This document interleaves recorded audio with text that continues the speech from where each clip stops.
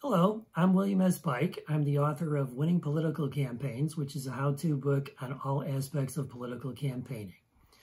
So these days, liberals and conservatives alike have been calling President Joe Biden a new Franklin Delano Roosevelt, a president proposing programs that are so big and bold that if enacted, they will transform the American way of life.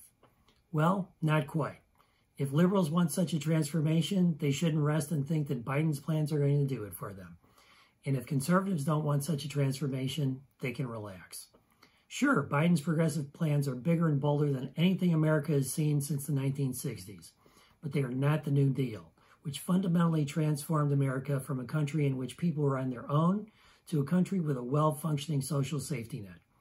They only look like plans for a New Deal because the American way of life has been dominated by Reaganism for the last 40 years, which was less about the social safety net and more about self-reliance.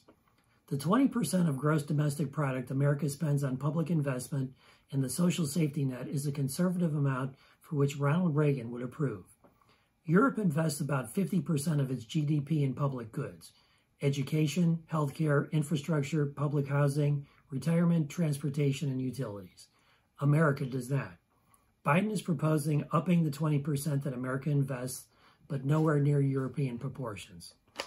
America has a $20 trillion economy, so 50% of that would be $10 trillion. Biden's American Jobs Plan is for about $2.3 trillion, an appalling figure to Reaganite conservatives, but nothing compared to what Europe spends. And Europe spends it every year.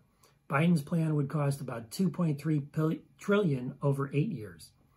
The New Deal created public investments that constituted about 40% of the nation's GDP, coming close to modern Europe's figure.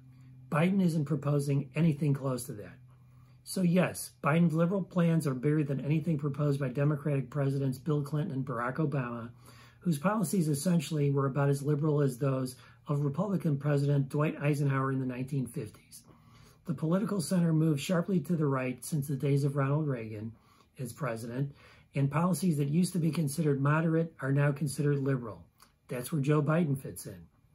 In Barack Obama's book, The Promised Land, the former president noted that during his administration, Biden was always the voice of caution and advocated going slow on liberal policies. He has gone bigger than expected, but his Eisenhower-like plans are not exactly the New Deal. Don't get me wrong.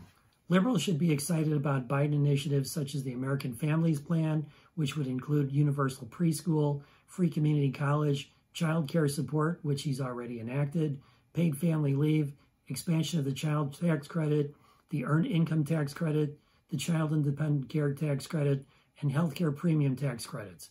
But this plan, with its $1.8 trillion investment in the public sector over 10 years, is not a New Deal.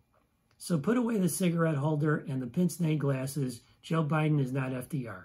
He gets credit for policies bolder than anything America has seen since the 1960s, but since the 1980s, America has defined policies through a Reaganite prism that does not let the light of the New Deal shine through.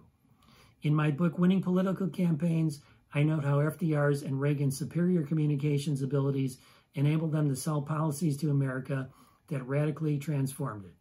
It remains to be seen whether Biden can do the same.